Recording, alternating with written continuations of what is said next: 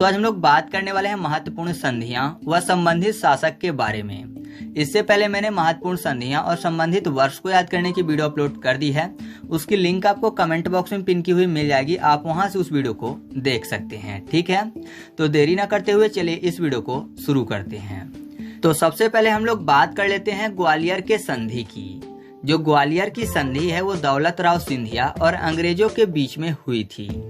साथ ही साथ सुरजी अर्जुन गांव की संधि भी दौलत राव सिंधिया और अंग्रेजों के बीच में हुई थी।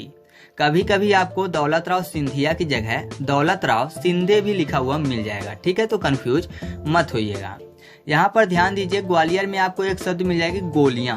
ठीक है, गोलियां चलाने की बात, और दौलत राव में आपको दौलत शब्द मिल जाएगी। तो जाहिर सी बात है, जो डाकू लोग होते हैं ज्यादातर वही गोलियां चलाते हैं।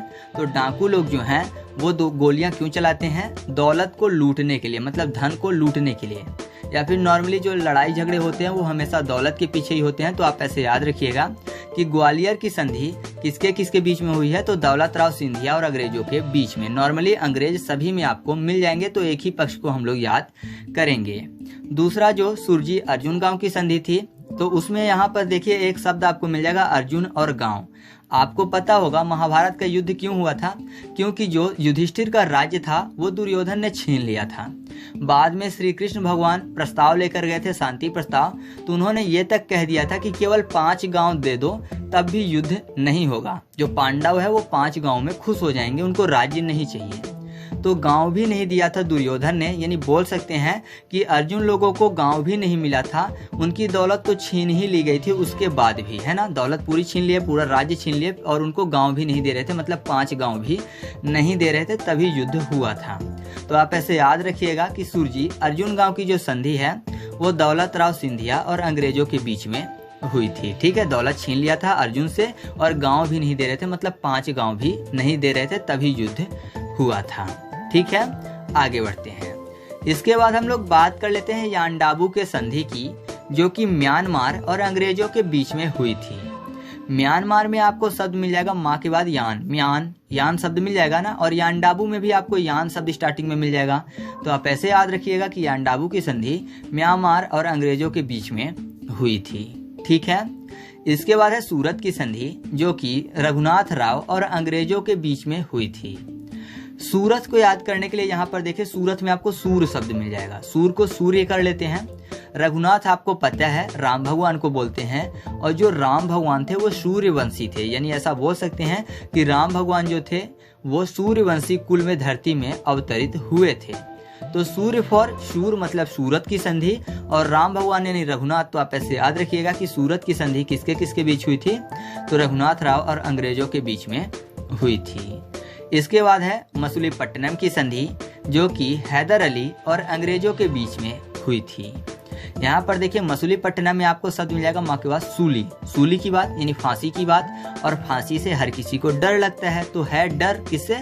सूली से, यानी फांसी से, तो है डर फॉर हैदर अली। तो आप ऐसे इस पॉइंट को याद रख सकते हैं। इसके बाद हम लोग बात कर लेते हैं सालबाई के संधि की। जो सालबाई की संधि है ये महादजी सिंधिया और अंग्रेजों के बीच में हुई थी। तो यहाँ पर देखिए सालबाई में आपको साल शब्द मिल जाएगा, साल मतलब वर्ष या फिर ईयर। महादजी में आपको शब्द मिल जाएगा माह, माह मतलब मंथ होता है। ठीक है, तो मंथ मिलके ही ईयर बनाते हैं, मतलब माह मिलके ही साल बनाते हैं। ठीक है, तो आप ऐसे आसानी से याद रखिएगा कि एक तरफ वर्ष और एक तरफ माह। तो आपको याद हो जाएगा कि सालबाई की संधि किसके किसके बीच हुई थी? तो महादजी सिंधिया और अंग्रेजों के बीच में हुई थी। इसके बाद है बेसिन की संधि, जिसको बसाई की संधि भी बोलते हैं। ये हुई थी पेशवा बाजीराव द्वितीय और अंग्रेजों के बीच में।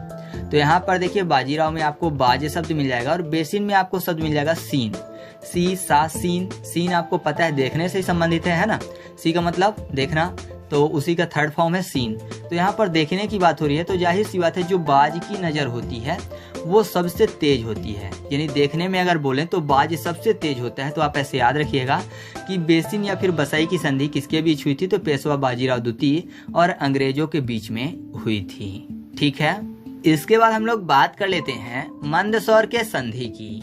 जो मंदसौर की संधि है वो होलकर और अंग्रेजों के बीच में हुई थी। तो मंदसौर में आपको एक शब्द मिल जाएगा शोर, मंदसौर शोर मचाना। और होलकर को याद करने के लिए कर लेते हैं हल्ला कर, होलकर हल्ला कर, तो हल्ला करना मतलब शोर मचाना।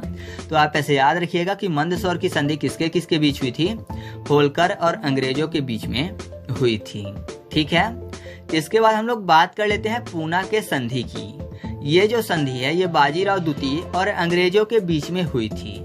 तो यहाँ पर देखिए बाजीराव में बाजी शब्द मिल जाएगा और द्वितीय मतलब दो। तो ऐसा समझिए कि बाजी लगाया जा रहा है दोबारा, और बाजी दोबारा वही लगाएगा जो एक बार जीत जाएगा, है ना। जिसको एक बार जीतने की लत लग जाएगी, या फिर ऐसा बोले कि जिसने बाजी लगाया और वो जीत गया, तो अब वो दोबारा भी कोशिश करेगा कि बाजी लगाए और जीत जाए। तो जाहिर सी बात है दोबारा बाजी लगाएगा जीतने के लिए, मतलब पुनः बाजी लगाएगा, पुनः फॉर पूना। तो आप ऐसे याद रखिएगा कि पूना की संधि किसके बीच हुई थी, तो बाजीराव द्वितीय और अंग्रेजों के बीच में हुई थी। इसके बाद है सुगौली की संधि, जो कि नेपाल और अंग्रेजों के बीच में हुई थी। तो यहाँ पर देखिए सुगौली में आपको एक शब्द मिलेगा सुगा, मतलब सुगा अर्थात पैरेट की बात हो रही है। पैरेट जो है वो पाला जाता है, तोता पाला जाता है, तो पालना फॉर नेपाल। तो आप ऐसे याद रखिएगा कि सुगौली की संधि किसके किसके बीच हुई थी, नेपाल और अंग्रेजों के बीच में। इसके बाद हम लोग बात कर लेते हैं पुरंदर के संधि की। जो पुरंदर की संधि है वो शिवाजी और जय सिंह के बीच में हुई थी। तो दोनों को यहाँ पर याद करेंगे क्योंकि अंग्रेज नहीं है यहाँ पर। तो पुरंदर मतलब क्या होता है, किलों को नष्ट करने वाला, है ना, किलों को नष्ट करने वाला होता है। और आपको पता है जो शिव जी हैं वो संहार के देवता हैं, जैसे ब्रह्मा जी जो हैं वो निर्माण के देवता हैं और विष्णु भगवान जो है वो संचालन करता है, ऐसे शिव भगवान जो है वो संहार करते हैं, मतलब नष्ट करने वाले हैं। तो पुरंदर का मतलब किलों को नष्ट करने वाला, और नष्ट करने वाले या फिर संहार करने वाले देवता कौन है, शिव जी। और आपको पता है जो शिव जी हैं वो बाघांबर लपेट कर रखते हैं शरीर में, और बाघांबर पे भी बैठते भी हैं, है ना, नीचे बाघांबर होता है तो उसी में बैठते भी हैं। तो आपको यहाँ पर बाघ या फिर सिंह समझ में आ जाएगा, सिंह फॉर जय सिंह। तो आप ऐसे याद रखिएगा कि पुरंदर की संधि शिवाजी और जय सिंह के बीच में हुई थी। इसके बाद है मंगलौर की संधि, जो कि अंग्रेज और टीपू सुल्तान के बीच में हुई थी। तो यहाँ पर देखिए मंगलौर में आपको शब्द मिल जाएगा लोर। लोर मतलब होता है आंसू, और आंसू टपकते हैं तो टपकना फॉर टीपू, टपकना टीपू। तो आप ऐसे याद रखिएगा कि मंगलौर की संधि टीपू और अंग्रेजों के बीच में हुई थी। इसके बाद है रंगपट्टनम की संधि। तो ये भी टीपू सुल्तान और अंग्रेजों के बीच में हुई थी। तो यहाँ पर देखिए रंग पेंट हो जाएगा, और टीपू को याद करने के लिए कर लेते हैं टीकू, मतलब टीका लगाने की बात। तो जाहिर सी बात है टीका जो होता है एक प्रकार का रंग वाला होता है ना, रंग ही तो होता है, टीका कोई ना कोई रंग होगा। तो जाहिर सी बात है आपको ऐसे याद हो जाएगा कि रंगपट्टनम की संधि किसके बीच हुई थी, तो वो हुई थी अंग्रेज और टीपू सुल्तान के बीच में। ठीक है, आगे बढ़ते हैं। इसके बाद हम लोग बात कर लेते हैं अमृतसर के संधि की। जो अमृतसर की संधि है वो महाराजा रणजीत सिंह और अंग्रेजों के बीच में हुई थी। तो यहाँ पर देखिए रणजीत सिंह में आपको एक शब्द मिल जाएगा रणजीत, रण मतलब युद्धभूमि की बात हो रही है। और अमृतसर में आपको शब्द मिल जाएगा आ के बाद मृत, मतलब मृत्यु की बात हो रही है। तो जाहिर सी बात है रण में दो ही चीजें मिलती हैं, या तो जीत मिलती है या फिर मृत्यु मिलती है। तो आप ऐसे याद रखिएगा कि अमृतसर की जो संधि है वो किसके बीच हुई थी, तो रणजीत सिंह और अंग्रेजों के बीच में हुई थी। इसके बाद है लाहौर की संधि, जो कि महाराजा दिलीप सिंह और अंग्रेजों के बीच में हुई थी। तो यहाँ पर देखिए दिलीप में आपको शब्द मिल जाएगा दिल, या फिर दलीप भी लिखा हुआ मिल जाता है। तो आपको यहाँ पर दिल शब्द ढूंढना है, और यहाँ पर लाहौर में लहू शब्द है। तो आपको पता है दिल मतलब जो हार्ट है वो लहू से संबंधित है ना, जो ब्लड है उसकी पंपिंग करता है। तो आप ऐसे याद रखिएगा कि लाहौर की संधि किसके बीच हुई थी, तो महाराजा दिलीप सिंह और अंग्रेजों के बीच में हुई थी। ठीक है ना, आगे बढ़ते हैं। इसके बाद हम लोग बात कर लेते हैं राजापुर घाट संधि की। ये जो संधि है ये होलकर और अंग्रेजों के बीच में हुई थी। तो राजापुर में आपको शब्द मिल जाएगा राजा, और आपको पता है राजा जब कभी प्रजा के बीच में आते हैं तो उनकी जय जयकार होती है। जय जयकार होती है तो जाहिर सी बात है शोर यानी हल्ला होगा, हल्ला फॉर होलकर। तो आप ऐसे याद रखिएगा राजापुर घाट की संधि किसके बीच हुई थी, होलकर और अंग्रेजों के बीच में हुई थी। ठीक है, इसके बाद हम लोग बात कर लेते हैं उदयपुर के संधि की। ये जो संधि है ये महाराणा भीम सिंह और अंग्रेजों के बीच में हुई थी। तो यहाँ पर देखिए भीम सिंह मतलब यहाँ पर भीम शब्द आपको मिल जाएगा। भीम आपको पता है काफी ज्यादा बलवान थे, है ना, पांडवों में से एक थे। तो उनके सामने जो भी आता था वो उसको उड़ा देते थे। जाहिर सी बात है भीम के पास ताकत है, अगर वो मारेंगे तो सामने वाला उड़ जाएगा। तो उड़ना फॉर उदयपुर। ठीक है, उदय उदय। तो आप ऐसे याद रखिएगा कि उदयपुर की संधि किसके किसके बीच हुई थी, तो महाराणा भीम सिंह और अंग्रेजों के बीच में हुई थी। ठीक है, इसके बाद हम लोग बात कर लेते हैं बड़गांव के संधि की। ये जो संधि है ये मराठा और अंग्रेजों के बीच में हुई थी। तो यहाँ पर देखिए बड़गांव में आपको शब्द मिल जाएगा बैड गांव, यानी कोई व्यक्ति है जो कि बैड है पूरे के पूरे गांव में। तो जाहिर सी बात है बैड व्यक्ति है तो उसको हर कोई मारेगा। मारना फॉर मराठा, तो आप ऐसे याद रखिएगा कि बड़गांव की संधि जो है वो मराठा और अंग्रेजों के बीच में हुई थी। इसके बाद हम लोग बात कर लेते हैं अलीनगर के संधि की। जो अलीनगर की संधि है ये सिराजुद्दौला और अंग्रेजों के बीच में हुई थी। तो अलीनगर में आपको शब्द मिल जाएगा ऑल नगर, यानी कोई बोल रहा है कि ऑल नगर मेरे हैं, मतलब सभी नगरों पर उसका राज है, राज फॉर सिराज उद्दौला। ठीक है, क्योंकि सिराजुद्दौला में आपको सी के बाद राज शब्द मिल जाएगा। तो आप ऐसे इस पॉइंट को याद रख सकते हैं। इसके बाद है नागपुर की संधि जो कि अप्प साहिब और अंग्रेजों के बीच में हुई थी। तो यहाँ पर देखिए साहिब में आपको शाही शब्द मिल जाएगा। तो शाही संपत्ति यानी आपको पता है राजा महाराजा की जो संपत्ति राजा महाराजा लोग छिपा के रख गए थे, तो उनकी रक्षा आप कौन करते हैं? नाग करते हैं। आपने फिल्मों में देखा होगा, पुरानी फिल्मों में जो भी मतलब कि शाही खजाने हुआ करते थे उसकी रक्षा नाग जरूर करते हैं। तो आप ऐसे याद रख सकते हैं कि नागपुर की जो संधि है वो अप्प साहिब और अंग्रेजों के बीच में हुई थी। इसके बाद जो अगला पॉइंट है वो है इलाहाबाद की प्रथम संधि जो कि शाह आलम द्वितीय और अंग्रेजों के बीच में हुई थी। तो इलाहाबाद जिसको अलाहाबाद पहले बोलते थे, तो अलाहाबाद से आपको आल शब्द मिल जाएगा। ऑल मतलब औलम यानी शाह आलम। ठीक है, अलाहाबाद आलम। तो आप ऐसे याद रखिएगा कि इलाहाबाद की प्रथम संधि शाह आलम द्वितीय और अंग्रेजों के बीच में हुई थी।